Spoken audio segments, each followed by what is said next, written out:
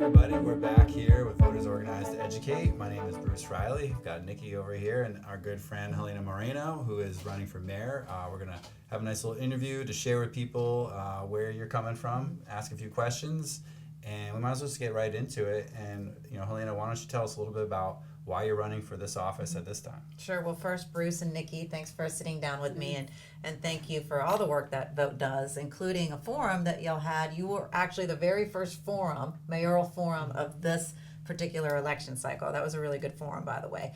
So the question is, why am I running for mayor? I'm running for mayor because I believe the people of New Orleans truly do deserve more. I have been in the legislative branch of government, as you all know, for now 2 terms, where I have tried to move forward ideas and legislation on things that the mayor and the administration could implement to make things better in the city of New Orleans, really around basic services, our lighting, our roads, things like that. And I've been so frustrated that my ideas have been really kind of ignored and pushed to the side. And so seeing what was happening with our city, seeing the level of frustration, and more importantly, seeing the number of people who are leaving New Orleans because they feel like there's a lack of opportunity, a lack of affordability, a lack of really, good basic services that they feel like they're paying a lot for. I went to my husband and talked to him, and I said, look, what if I ran for mayor? And the reason why I thought it was so important to get his support and my family's support is because I know that to be a good mayor, you have to be a 24/7 mayor. You have to put the people of New Orleans first, which means that can be a sacrifice to family. And so I was, very blessed and grateful that my husband, my family, fully supportive of this and with me all the way through this campaign, but really through then my time as mayor, which is where the hard work is really going to come. And so I'm actually really grateful and excited to be running to be mayor of the city of New Orleans because I see what the city can be. And I'm excited for what can happen throughout our city, including underserved communities like we talked a lot during the forum, New Orleans East. I see so much opportunity there, but there's just been a lack of focus.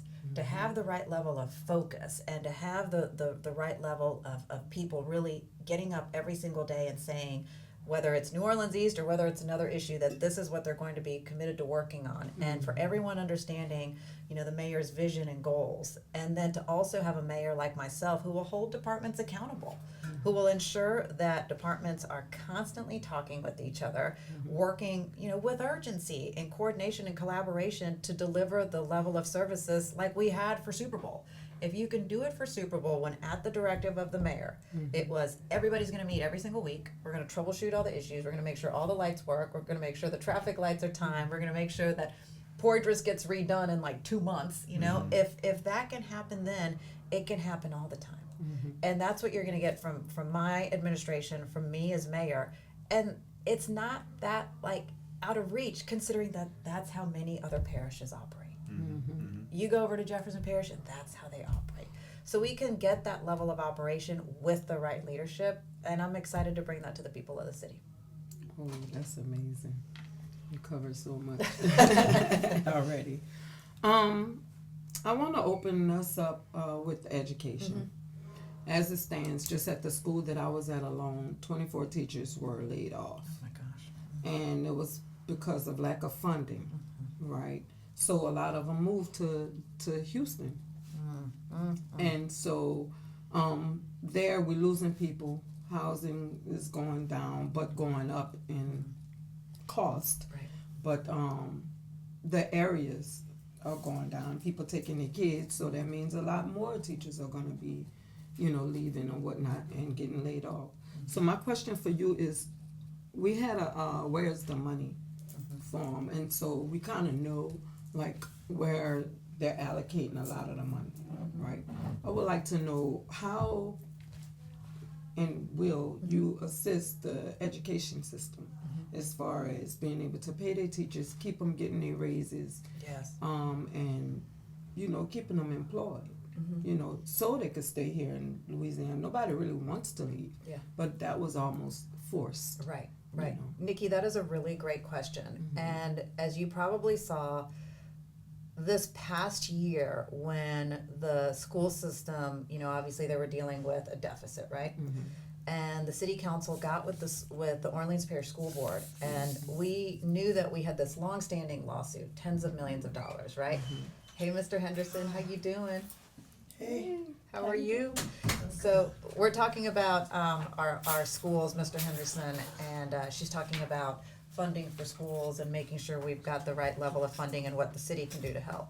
So as you remember, there was that settlement that we were working on because the city actually owes the school system tens of millions of dollars for really an inadequate collection of tax dollars that more of it should have gone to the schools.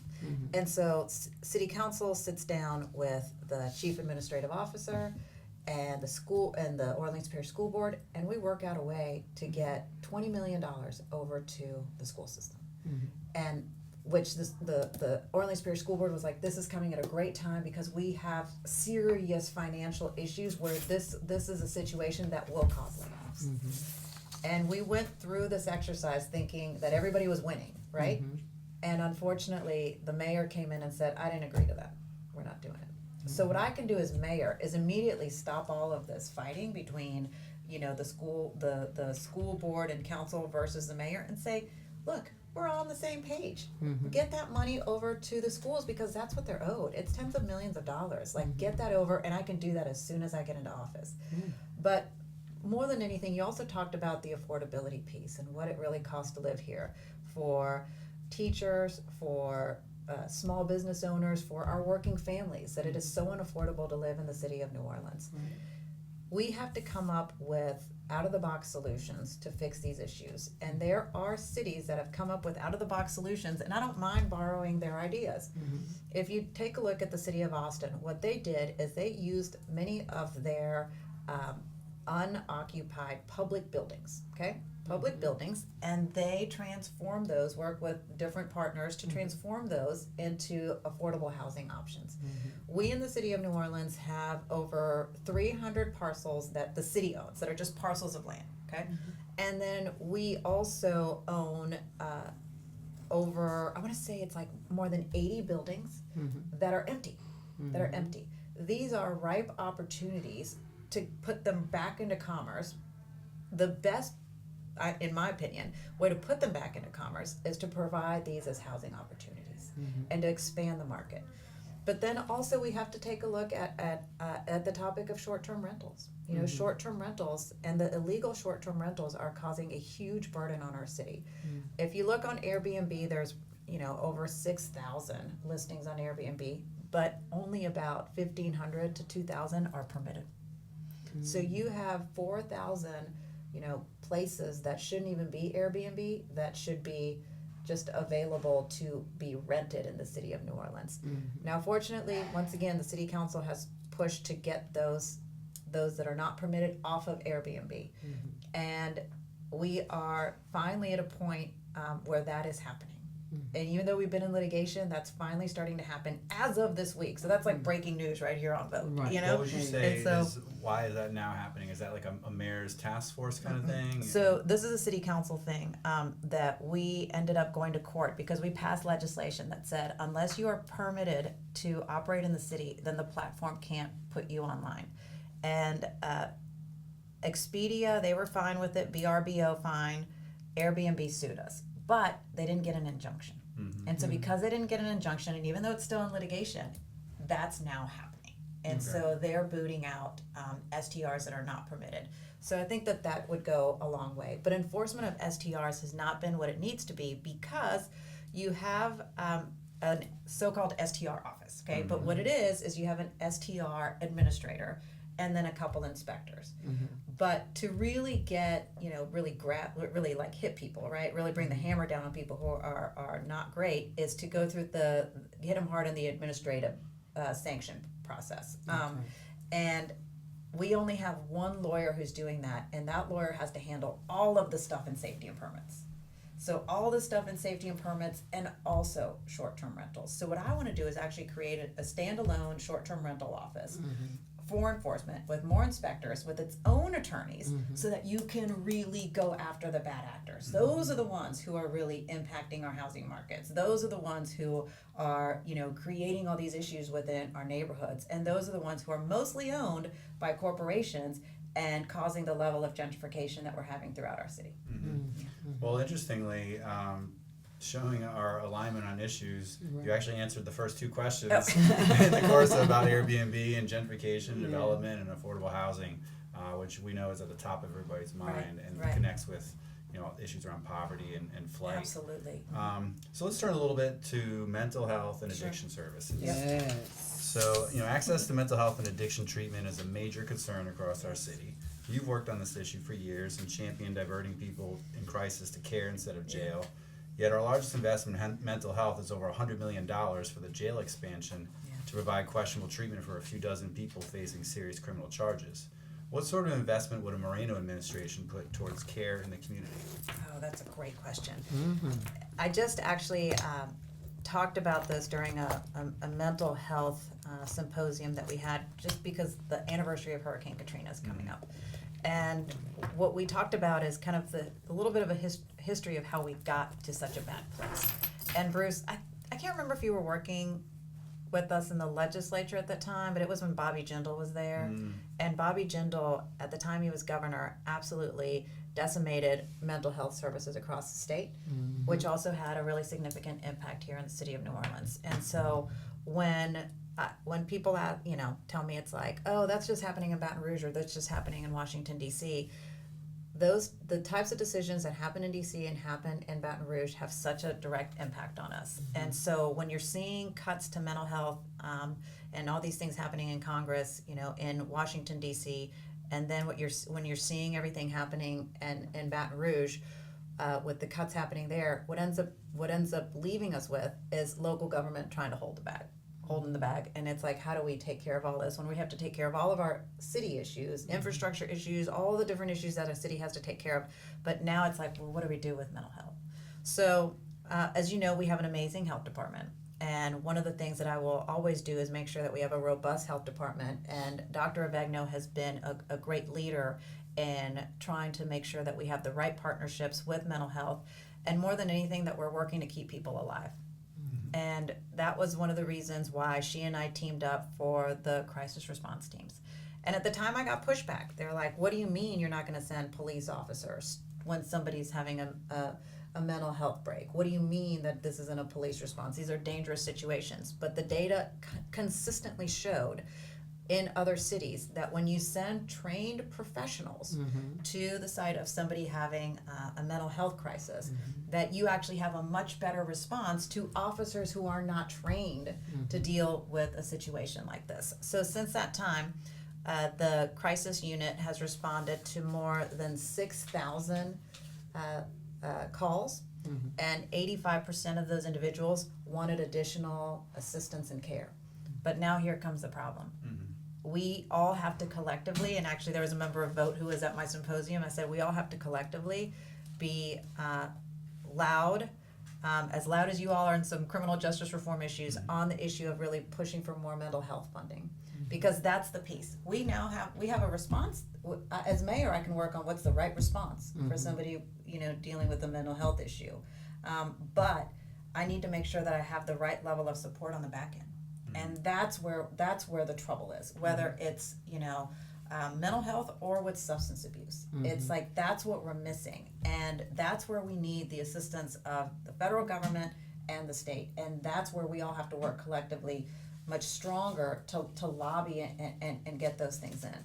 But you talked about schools, and mental health is a big piece of schools as well. Absolutely. If you take a look at what's happening with our truancy rates here in the city of New Orleans, we are ranked number 1 when it comes to truancy rates. And often people see that it's like a kid's not showing up at school, a kid's acting out, this is a bad kid, and they go down the discipline route.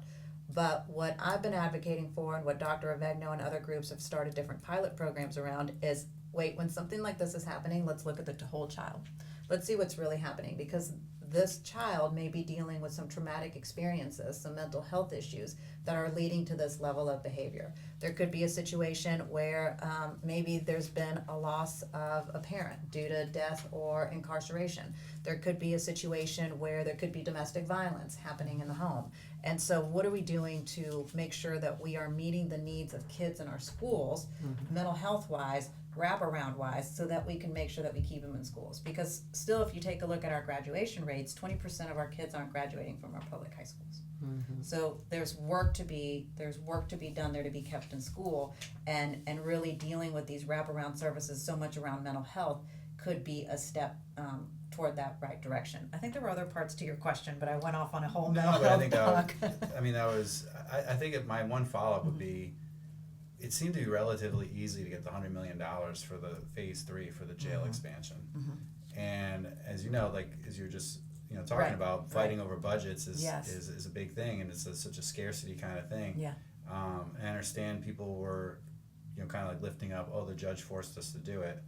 The reality is, like, the lawsuit forced them to provide mental health care, didn't force them to build a building or how to do it. Yeah. And they just couldn't do it. I'm not convinced they can do it in a new building. Yeah.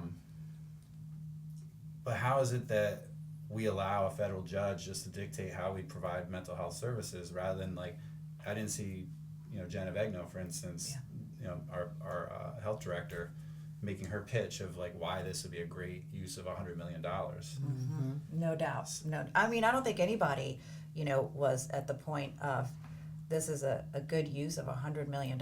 It's that we were being ordered by the federal government, and that was like the piece that was so troubling. Nobody wanted to spend this level of money. And then, Bruce, you probably remember the cost of this went from, it was supposed to be It just keeps climbing. it was a certain cost, and now it's something else. And then let's add another layer to this, because now, we need to be really concerned about the construction of this facility, due to the fact that we're seeing all these construction issues with what was supposed to be, remember that state-of-the-art facility, OJC was supposed to be the state-of-the-art, and now we're seeing that it was built, incorrectly with the plumbing. And you saw the presentation where even the plumbing expert came in and they're like, yeah, they installed this wrong, this is why you're having all these different issues. And so, I mean, And now we have the same people doing the phase 3, and who knows what the end bill is going to look like. And it's going to have millions of dollars of operating costs in addition, and we know the sheriff is under fire for, like, her funding. I personally would look forward to, the city entities, from the sheriff to the mayor to the city council and groups like ours, like, really putting our heads together and saying, look, as we know, there's tens of millions of dollars to do this kind of work. right. But we need to do it in a comprehensive kind of way where we feel we're going to at least get the most impact and be willing to make changes as we learn new information. Yeah. I think the other piece too is, and look, I hear this often, is, and I know y'all hear this all the time, is that jail is like the solution for everything, right? So it's like, homeless population, can you just get them off the street, put them wherever, put them in jail? What? That's not the right solution, right? It's like, same thing, people suffering from substance abuse, put them in jail. Mental health, put them in jail. And so the fact that, that we need to, like, really, like, lean in on, educating particularly the state legislature around the importance of mental health, is really where it's at, because it's really coming so much from other parts of the state, not New Orleans, as to that it's like, let's just build more jails. But it's like, if you built the right type of environment, resources, and facilities really to deal with mental health, you wouldn't have to build this level of jails. And let's take one lesson from Baton Rouge, perhaps. And I'm not going to necessarily vouch on where they are now, but the Bridge, I always want to say Bridge City, What's it called? Up in Baton Rouge, they put a bond on for, I want to say it was $50 million. Right. Passed, like, with flying colors, because people were like, we want to put this money forward, but we want to do it in a way that's not just criminalizing people. Yes. And I feel like, of all the bonds that we see in New Orleans, many of them are very normal, right? Like, we got to fix the roads, etc. We don't see the ones that are like, here's a bond we want to raise for, let's say, substance abuse or mental health, or and maybe we got to start, if we want to dedicate those funds, maybe do it through a bond approach. Right. And honestly, Bruce, I mean, especially with the level of cuts that we're seeing kind of across the board coming from the federal government that may need to be a necessary step that ends up happening in New Orleans. I mean, that's certainly something that we're probably gonna have to highly consider. I mean, the cuts coming out of Washington D.C. and the way that things are kind of moving is pretty scary, particularly since I'm sure you're aware that the city's budget, right now I think it's roughly close to $400 million of the city's budget is federal funding. Yeah. I mean, we have $800 million general fund and then another $700 million, on top of it that's obligated federal dollars and other grant dollars. But I mean, so we lose, chunks of money like that. I mean, that's really detrimental.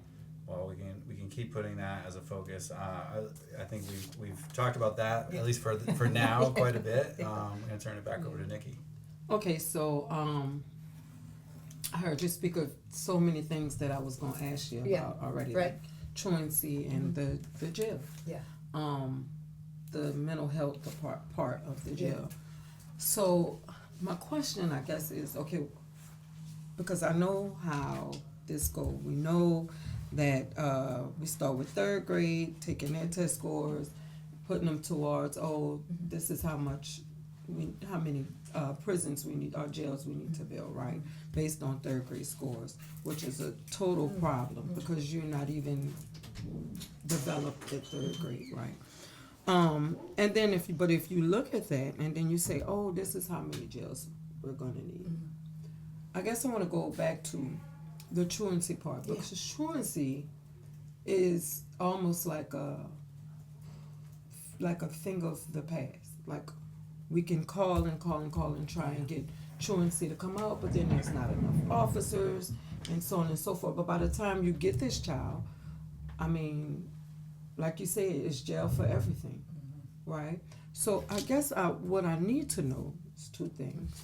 One, what can you do about the truancy, which really helps getting the kid back in school, and just thinking about those kids that are not in school, what are they doing on the streets? Yes. And we can't put it all on the parent, because you have a lot of parents that you got kids that have two parent homes where both parents have to work just to pay the rent, right? So they can't be there 24/7. But what are we doing as far as truancy goes? What can you do? And then I want to go back to the jail portion, but I want to talk about that first, and then we'll go back to the new portion of the jail. Yeah. So an idea that I've been kind of floating around, and once again, this is a little bit out of the box, but it kind of goes a little bit to our crisis intervention unit, and obviously that deals with folks who are having a mental health break and need that type of intervention. But to have a team of professionals, kind of, almost like a truancy unit, right? Who could really look at the different cases that different schools have and try to get to the root of the problem why the child is not coming to school. Right. Because as we talked about before, very often it's not just that the child doesn't want to be in school and they're just bad kids. There's usually many different layers to peel back as to why the child isn't in school. And so to have almost like this, truancy help unit, right? Or truancy reduction unit, who could be that team of really experts to try to figure out what the situation is, I think could be very helpful. Run through our health department, I think could be very helpful. The other piece too that I think would be beneficial is, so often the city tries to build its own different programs to deal with a variety of different issues, and there are already groups on the ground doing the work. And so what can we do to identify groups who are already really focusing in on this issue and help invest in those groups doing that work? That's actually one of the reasons why the city council created its youth and culture fund, because we saw how we would see, whether it was the court, whether it was, the mayor's office, whether it was whoever, creating these different programs. When we would get calls from all these different groups, nonprofits, they're like, hey, just letting y'all know we already do that, and these are our metrics, and these are the great results we're getting, and if we just had some more funding, we could really ramp them up. And so because of those conversations is why the city council created the our youth and culture and recreation fund. And with that, we provide $7 million every year to go to these different organizations who are working on these issues. So continuing to support those organizations who are working to help our youth, particularly youth who are kind of on the brink of potentially, going into the criminal justice system, I think is really important as well. So once again, to answer your question, would be to create, with the health department, to look into creating the specialty unit to work on truancy. And then the other piece is really investing in groups who are already working on that issue. Yeah, I look at how many truancy letters that we send out at every school I've worked at in New Orleans. And I'm talking about day after day after day after day, doing everything we need to do, having a whole bunch of paperwork stacked up, and then nobody's ever going out to the actual home to even see what's happening, and then they tell us they don't have enough troops on the ground. Yes. So if we have these organizations, I'm in the schools. Yeah. So where are these organizations? Right. That say that this is what they're doing. Yeah. Where are they? And what are they truly doing? Right. So I think some training for them and some accountability needs to be had where they're concerned, because And if then- I never heard of it. Right. And look, I mean, it also may be a situation where they just don't have the level of funding that they need. So how can you help with the level of funding? Can we pull money from somewhere? Can they not use as much paper to make copies? I mean, I don't know. Because Because we did that at one of our schools. We did that at one of our schools. Right. We got codes to press into print. Yeah. And then if you don't have any more print, you just ask somebody else who don't print that often. Yeah. And it saved us a lot And the other money. piece too, it's like, so first I would wanna obviously sit down with our Orleans Parish School Board and school leadership as to what groups are y'all working with, okay? And then meet with the groups and say, it's like, what exactly are you working on? What are you providing? Let me see the results that you have. And those who are doing well, let's figure out a path to team them up with our health department. And then we could build up our own unit and then boost up the other groups who may be doing the work already. That's how I would kind of envision it. But the truancy piece is severe and it's major. It's very severe and major because who's robbing the houses? Yeah. The kids who not in school. I mean, you look at the age bracket of the kid and you'd be like, well, why they wasn't in school? That's always going to be the question. And look, you being a teacher for so long, the stories of some of these kids where they really don't have, they're almost homeless. They don't really have a home to go to. Yeah, well, and what I mean by homeless is this, is that they may have a home that's supposed to be their address and where their parents at. Right. But their parent may be dealing with, significant substance abuse issues, a variety of different issues, maybe never around, doesn't feel safe in the home. So then this child is going over to try and stay in everybody else's home. And so they're all over the place, can rarely be found. Right. Because they're trying to stay away from what's actually happening at home. I know those kids. So when but they're I also know the ones that just don't come and there's no accountability.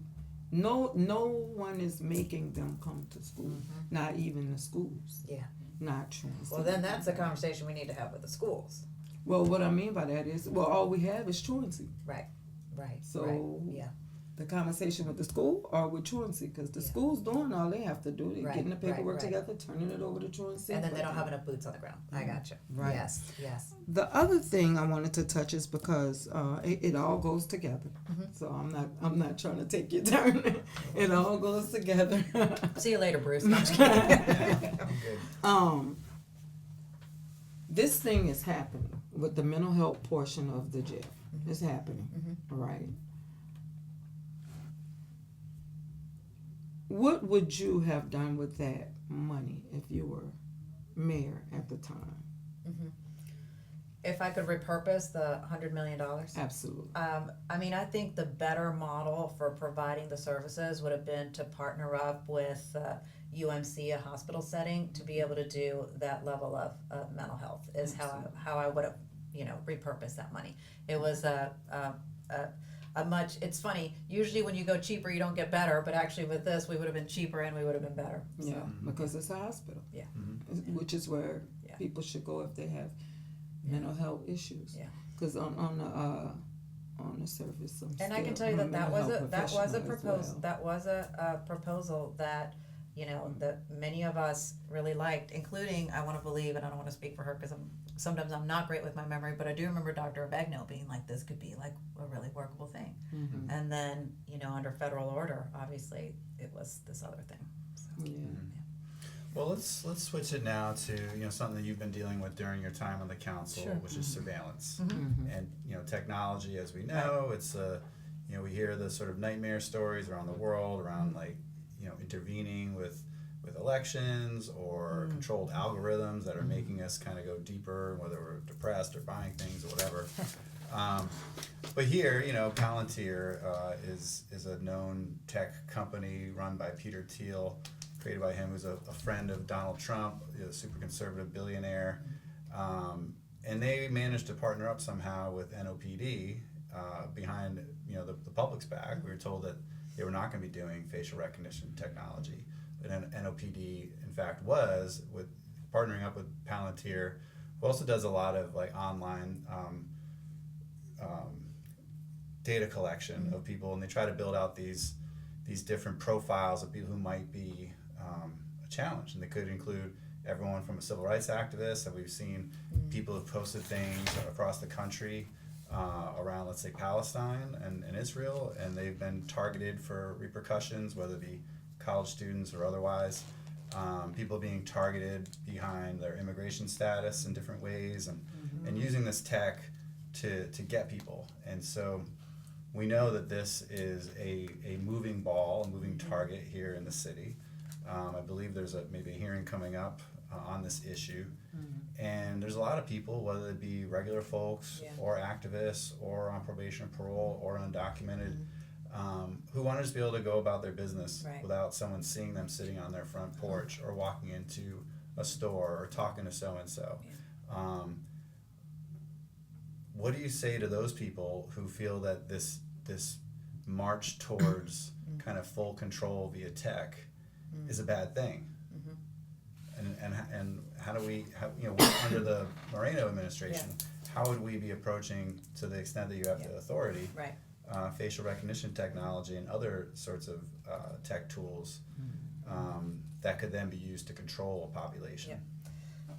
As we all know, I mean, technology is advancing at a faster pace than we can keep up. I mean, I can barely keep up with my cell phone and all the updates that I have to do. Every single one of us has a cell phone, and everyone's now looking at ChatGPT and all these different things, AI. So it's like technology is here whether we want it or not. So as mayor, what I always have to look at when it comes to technology, whether it's policing or what we use at City Hall, whether we bring in City Hall, you know, I mean, whether we bring in AI to City Hall and what that looks like as far as people's information and records, my position is always, what are we doing to prevent abuse? Like, that's the key piece. What are the keys, if we're going to use this, what are the key safeguards that we have to prevent abuse, to prevent you know, people's privacy being leaked, to prevent abuse of, you know, someone who wants to get back at somebody using facial rec, like whatever it could be. What are the steps being taken to prevent abuse? And that's what I always keep, you know, top of mind before, you know, moving forward with trying to implement anything like that. Do you think that, I mean, so I'm assuming, I don't know, maybe you have the information, was anybody at NLPD disciplined for, I'm sure it was like more than one person's decision to like work with this company Palantir to do facial recognition, although it was explicitly stated that they shouldn't? So was NOPD disciplined? Yeah. I don't know. I know that they're on the Project NOLA stuff. I know that there was a big review over that on like who had the Project NOLA app. And that's why the chief discontinued use of the Project NOLA piece. But on the Palantir, I'm not familiar on that one. Well, you know, we're definitely going to be outspoken about that issue. You always have been. At every turn. Yeah, you know, and even doing like a little bit of research on Project NOLA, it looks to be a little bit shadily organized as a nonprofit when it seems to be just like a guy, his wife, and his dad. And then there's nothing preventing them from selling all of our data to other people. And I assume that, you know, when you're collecting data on people, you have more of a political agenda than you definitely would an or an economic agenda than you are like a wholesome agenda. And so the people that do collect this stuff, it's for commercial purposes, so they can make money off selling our Right. information. Right. So I don't know that there's on a personal note, I don't know that there is a version where it can be safeguarded, other than no, we're not going to do that. And I live in a neighborhood where there's a camera like on every block. Right. And so I literally can't. I went to work today. I'm sure it was entirely filmed. I don't feel comfortable with that. I don't want to live in a city where that's a norm. And I don't know who's watching me or where they're selling it to. Yeah. I came here to talk to you, Right. who's vying to be the next mayor, but maybe as far as they're concerned, I'm up to no good. Right. Maybe I am. Nikki? New Orleans has welcomed immigrants for centuries, with federal crackdowns now causing fear in immigrant communities. Yeah. You've promised to uphold the sanctuary city policies and keep New Orleans a safe and accessible place for all residents. And yet, the governor and legislator are outlawing support for immigrants.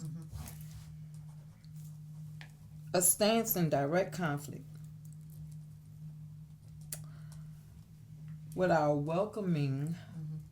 These glasses are not working well for me. I just want y'all to know these aren't my norms, so I'm struggling. Okay, with our welcoming values and biblical teachings, many claim to follow. What concrete steps would you take as a mayor to protect immigrant families from harassment, detention, and deportation? Now, I hope that you got that. I got your question, I'm a great reader, I promise you. Nikki, This you're a is teacher. not I my know friend. you are. Yeah. That is a really great question, and one that is near to my heart. I go to Our Lady of Guadalupe Church on Rainbow, and Father Tony always talks about loving one another and helping those who are in need, and really about the whole issue about what's happening with immigrants and how upsetting it is to him, and how we have to do whatever possible to be a welcoming city, right? And at Our Lady of Guadalupe at 1:00 we also have a Spanish speaking service, and every once in a while, especially now during the campaign, because I'm so busy during the mornings, I'll actually go to the Spanish speaking service. As you all know, hablo español, yo nací en Mexico. Mi primer idioma es español. So I speak Spanish, I understand Spanish. So I'll go to the 1:00 service. And what is so sad is that there are lesser people now at the Spanish speaking service because people are scared to come to church. Same with school. That's what I was going to say next, is that, and we've got now families who are afraid to send their kids to school. There's the potential, and what I'm hearing is that they're potential victims of crime, scared to come forward because of potential situation with their immigration status. And so all of those things being said, I know what I can control is my NOPD. And my NOPD is not going to be about profiling anyone because they look a certain way to check anyone's immigration status. My NOPD is going to focus in on making sure that we go after the most violent offenders here in our city, and we are preventing violent crime. That's what my NOPD is going to be about. And I'll continue, as I have done for quite some time, to speak up for our immigrant community. There's this narrative that immigrants are these horrible, violent criminals, which is not the case at all, and statistics and studies don't show that either. What we do know is that many of them are escaping very horrific situations in their own countries, and they are here and they are just trying to make it. And as you all have seen here in the city of New Orleans, there have been people who thought they were following the rules. They were going to their hearings to their meetings, to their check-in meetings with immigration. They were doing everything that they thought that they were needing to do to follow the law. Right. And that's when they were getting picked up and snatched away including recently an Iranian woman who has been living in Lakeview for decades. Just snatched up and taken away for several weeks until everybody started to intervene, and finally she was released. And I've certainly been working with attorneys for some immigrants who are detained to make sure that immigrants' rights are not being violated, because that has been the other piece too, the due process piece. If you are in this country, you should have due process available to you. I'm not a lawyer, Bruce, I know that you are. But that is how I understand the law, that it's like you have due process rights. And so that has been a piece that I have really been, working on with different attorneys. I've also had different meetings between attorneys and ICE, trying to be kind of the bit of a mediator with some cases. And once again, these are not criminals. These are not violent individuals. Right. And these are individuals who were picked up during their check-ins. Mm-hmm. And so once again, I'll continue to be that advocate, but more than anything, I will have my NOPD focused in on dealing what they have to deal with, which of course is violent crime in our city. That should be our priority. That should be their priority, going after the most violent individuals in our city. And they're not going to be about profiling people and doing ICE checks. Yeah, and something to think about always too, like when someone gets picked up unjustly, and like even when it takes time, whether it be 3 weeks, a month, 2 months, for them to say, oops, my bad. In that time, like people can lose their house, their car, 100%. be like 20 grand in debt, and and and if you only make, let's say, 20 grand a year, like how do you Let me take it a step further, because one of the immigrants who I'm assisting her attorneys with, she has medical issues. Okay, so being incarcerated is a major detriment to her health. So there's all these health complications that also come with being detained. The level of stress, all of these different things. To your point, it's like, oh, it was just a few weeks, my bad. Right. No, but it's like it actually was really, really bad, and really the bad. level of trauma and implications for this person. Once again, and I keep talking about these individuals who literally thought that they were doing everything right. Like they are like, I'm supposed to go to a check-in every time. I'm coming in for my check-in. And all of a sudden it was like, boom, rules changed, you're out. And it's funny, while you're answering that, I literally just got a call from jail, from not this jail, but from someone who's close to me they're probably going to end up getting let out, but it's going to be a month for them to like kind of admit that this was just all a big snafu. And in that time, he's had to cancel his lease, move out. Someone else is paying his car note, on and on. His job may be still waiting, but then there's like lawyer fees, all this stuff, all for when we're in a vulnerable situation, whether it be immigration or probation or parole, all for what can be a very easy thing to pick you up, but it's so hard to undo it. Yeah, and can I also say that this is also creating fear for people who are legal citizens, but they look to be Latino or they look to be foreign. That it's like they're like, man, I feel like I'm gonna be like stopped because I look a certain way. Like, what are you supposed to do? Start carrying around your papers? Like, what are we turning into? And that's what they want. And I had to explain to when there was a similar push years ago, and at the time I was living up north. My daughter's mom is Dominican, and she's an American citizen, but I had to explain. This was in the legislature. They were pushing this. Yeah. And it's like, what folks need to understand, as you're saying, is, do you look Haitian? Yeah. Do you look Mexican? Do I look, on and on. And so for some people, they're gonna look like what they're targeting. I remember debating this bill in the legislature, and I can't remember if it was. I think it was a Valerie Hodges bill, and my memory slips me, but I think it was a Valerie Hodges bill. But Mike Johnson at the time was the one who was at the mic going back and forth with me, and I talked about the fact that I look a certain way, but my father looks very Hispanic, dark hair, brown skin, and he has an accent. Okay, so he's an American citizen. He's an American citizen. But because of the way he looks, is all of a sudden he has to make sure that he and you so know few is of us clear can prove that we're citizens on the spot. on the spot. Right. I mean, You don't have your passport, Right. or I don't carry it with me. Yeah. But Right. one thing I wanted to is follow up was just to say that we went from like almost 600 students to 454, something like that. that's And tragic. so my job was to check the kids as they were coming in high school. And I would always ask them, hey, you going to the prom? You going to the prom? You Yeah. coming to graduation coming? If I had two, I'm giving it two to three Spanish kids to say yes. But the rest of them was not going to their last So that prom, makes me so their sad. graduation, and they didn't. They didn't come, so they missed out on things that, that should have been a norm for them. Yeah. And it was just like, no, it wasn't coming. These But things it's just tied fair. together, right? It's Like scared. criminalization and then trying to like raise a Yeah. family. They shouldn't tie together, and yet they do. Yeah. We're going to get into one more question. And so obviously here we live in a very environmentally vulnerable place, one of Right. the more vulnerable Yeah. on the planet. And now we even know that we have giant snowstorms we got to worry about too. But That with, was with the heat and the hurricanes and the flooding, and then of course many renters not necessarily having the ability to fix up their place even when it gets messed up. It's on this landlord who might be a slumlord, and there's lots of challenges with that. You've proposed to create a green core to work towards renewable energies and other types of resilience to climate impacts.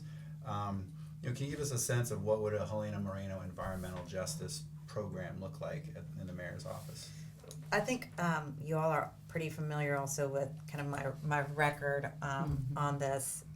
Even after Hurricane Ida, when we had the major power failures occur,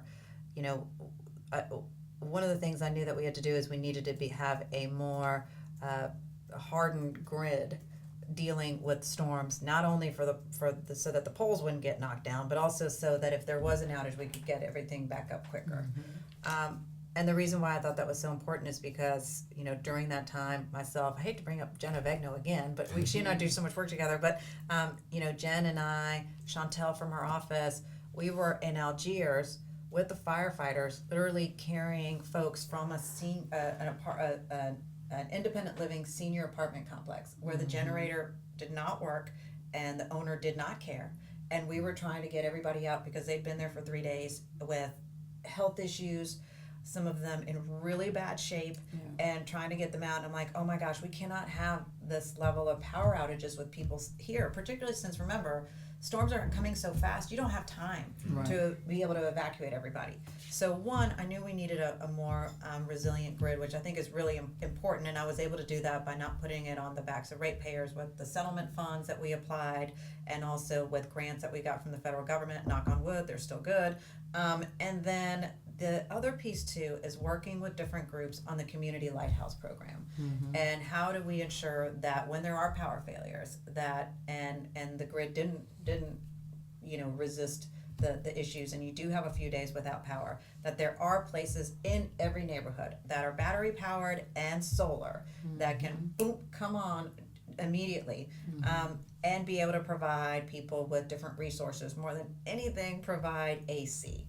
Air conditioning so that people can stay cool. So I'm going to continue to invest in those types of hubs, lighthouses, resiliency hubs, whatever you want to call them. In fact, I just put in additional money in the bond issue for more resilient hubs to be built. And I'm also working right now on a docket on the climate committee side. By the way, first time ever that we've had a climate committee, and I created it. The climate committee side, so that we can spend about it's anywhere between $30 to $32 million on building more of these community lighthouses, so we can provide these throughout the city. But the other piece too is on the climate side, how do we really deal with water? We have to obviously be realistic. You can't just solely rely on pumping all the water out, because it can come so quickly, and there's only so much that our pumps can do. So once again, not losing out on projects like we recently did, that'll create these new different types of bioswales and things like that, where the water can actually go and travel to. At the same time, we need to be realistic too, that we do need upgrades to our sewage and water board. It's an aging system, Nobody trusts the sewage and water board though, okay? Nobody trusts the sewage and water board, you know, the billing was wrong for a really long time. They've gotten better at that. But, you know, we have to figure out the path to provide more dollars to the sewage and water board, but to the point where property taxpayers who have been paying into the drainage system aren't going to be paying more, but those, you know, who haven't been paying into the system, you know, the 2 lanes of the world, you know, all these different types of, you know, different clubs, et cetera. Everybody that's got a nonprofit tax exemption does not pay property taxes, and they don't pay into it. Yet they're reaping all the services. They need all the drainage that we do. So creating that right type of stormwater management fee is going to be really important. But for the voters to approve it, when that money comes in, it's going to have to be, in my opinion, put into a different fund where the city council will have oversight over that fund and transparency. There has to be transparency with this fund on how the sewage and water board is going to use it. Because I just don't think that the voters of the city, even though they believe it could be important and useful, that they're going to approve these dollars for stormwater management if they think it's just going into the sinkhole, for lack of a better term, of the sewage and water board. Yeah. Well, you know, one of the ideas that I had once upon a time, just walking my cat, is You're walking your cat? my cat is known throughout my neighborhood. He does his own thing. Boots, I know you're listening. We'll give you a shout. Wait, does he have a leash and collar? No. Okay. He just Okay. does his Because own. if you had a leash and collar with your cat, then it would be, I would have to see that. Yeah. But you know, for instance, if we had solar per block, you know, we wouldn't have to have cables that go across any kind of street corners or whatever. I do want to touch on that. And you know, and I wonder if I do want to touch on some that. hyper Yes. wealthy solar inclined people out there, if we had a budget for what would it look like Right. for instance, Vogue could be solared up and be able to handle this whole block. Yeah. Maybe not for all the industrial Right. purposes, but maybe definitely residential. And you know, is there a way block by block to create these, not just those lighthouses for people to kind of run to, but more of just, I can now live off of a solar grid Yes. that doesn't need any transmission cables other than like some house-to-house extension cables. Yeah. So, I mean, as you're probably aware, through the Climate Committee, again, we have the community solar docket. And so that, we started that, oh gosh, maybe like 3 or 4 years ago. And, you know, I'm one of those people, I'll admit when I get it wrong, and I got it wrong the first time because I didn't have the right rates in there. And so we didn't have a lot of takers on community solar. And so came back, worked with, you know, Alliance for Affordable Energy, all these different groups, and we got the rates right. And so now we actually have a lot of projects being launched that are kind of what you're talking about. But I also want to mention this. Okay, so this was a couple years ago, and I went to the Department of Public Works, and I'm like, hey, everybody keeps stealing the copper from our light infrastructure, okay? All of our street lights, okay? And, you know, what are we doing for this to stop? And they're like, well, what do you mean? And I was like, well, I mean, once we fix it, they're just going to steal it again. So what are we doing to do different? Like, I mean, are we moving the panels higher? Are we going to aluminum, like solar? What are we doing? They're like, that's a really great question. And so anyway, because I didn't have an answer, I was like, here's the deal, guys. You guys have to go find me a different answer. Like, this is not sustainable. Like, because as soon as you get it up, they knock it out again within 2 to 3 weeks, and then it takes us a year to get the lights back on. And so solar is one of the things that likely could be a really great option because there's nothing to steal. And other cities are actually, because of this issue of copper, they're going to solar lights. And so that's kind of just when you said that, it kind of reminded me, I'm like, just for street lights, that could be another option that's good and cost effective as well. Great. Well, you know, Helena, thank you so much. Nikki, thank you. Yes. You know, we have talked about a lot of issues. Obviously, there's many more, and the campaign trail is still ongoing for you and the rest of the rodeo Right, that's right. on the road. But I want to ask you, is there anything else that you wanted to share with people, something we didn't talk about, or something you think is really critical? We obviously did cover a lot. The only thing I would say is that, once again, I'm really excited to become the city's next mayor because I know where the city can go and what it can be. And it's interesting because, you know, you go through life and you don't realize that you're actually moving towards something. And as I look back at my life during my time as a journalist and obviously learning to be a good communicator, and then going to the state legislature and understanding how all of that works and how to deal with the legislature and how to make sure that the city of New Orleans gets its needs met from the legislature, to then going to the city council and seeing very closely, you know, what's wrong and understanding how to fix it has prepared me to be exactly where I am right now, running for mayor, so that on day one there is no learning curve. I can immediately start taking us in a new and better direction and get right in there, get to work. And so I'll just leave you all with that. And like I started, I just believe that here in New Orleans, the people of New Orleans deserve more, and I'm ready to get them there. Well, thank you, Yeah. Councilwoman Helena Moreno. Thank you guys. Thank you. Appreciate you, Nikki. Good luck Appreciate on the you, campaign Bruce. trail. Good to Yes, see y'all. yes, good luck. Thank y'all for